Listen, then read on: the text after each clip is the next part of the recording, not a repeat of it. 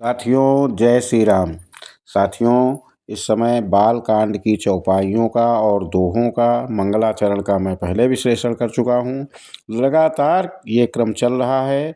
आज की चौपाई है अकथ अलौकिक तीरथ राऊ, देई सद्य फल प्रगट प्रभाऊ। इस चौपाई में तुलसीदास जी उस तीर्थ स्वरूप ईश्वर की महिमा बताते हैं जो शब्दों से परे है, यानी अकथ है, और साधारण भौतिक नियमों से ऊपर है, यानी अलौकिक है वो। अकथ अलौकिक तीरथ राऊ, यानी यहाँ अकथ का अर्थ है जिसका पूरा वर्णन वाणी से संभव ही नहीं है।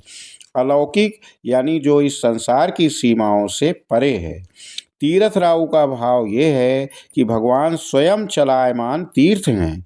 साधक को किसी विशेष स्थान पर जाने की आवश्यकता ही नहीं है, यानी गॉड इज आमनी प्रेजेंट साथियों, यानी ईश्वर सर्वत्र विद्यमान है। जहाँ प्रभु की सच्ची भक्ति है वही तीर्थ बन जाता है। देई सद्य फल प्रगट प्रभाऊ, इस पंक्ति में कहा गया है कि ऐसे प्रभु की भक्ति का फल सद्य अर्थात तुरंत मिलता है। उनका प्रगट प्रभाव, स्पष्ट प्रभाव ये है कि वे देर नहीं करते हैं। सच्चे भाव, श्रद्धा और निष्कपट मन से की गई भक्ति का फल तुरंत मन की शांति, दुखों का शमन और जीवन में सकारात्मक परिवर्तन के रूप में दिखाई देने लगता है।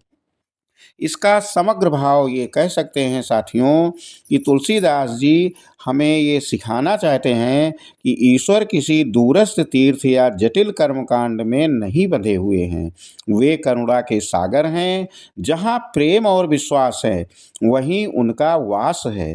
उनकी भक्ति कठिन तपस्या नहीं बल्कि सरल हृदय की पुकार है जिसका फल वे तुरंत प्रदान करते हैं।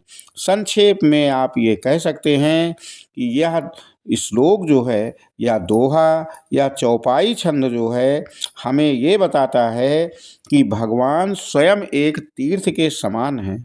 उनकी भक्ति तुरंत फल देने वाली होती है और उनका प्रभाव जीवन में प्रत्यक्ष अनुभव किया जा सकता है। साथियों उम्मीद करते हैं आपको ये जानकारी लगातार पसंद आ रही होगी, क्योंकि आप लोग मेरे वीडियोस को देख रहे हैं, लाइक कर रहे हैं, और बहुत सारे लोग तो पहली पहली बार जो देख रहे हैं वो लोग सब्सक्राइब भी कर रहे हैं। आप सभी लोगों का बहुत बहुत आभार, और ये श्रृंखला लगातार चलती रहेगी। मैं आप लोगों को प्रतिदिन एक दो चौपाइयों का विश्लेषण करके अवश्य आप लोगों तक पहुंचाऊंगा ताकि आप रामचरितमानस को अच्छे से समझ सकें।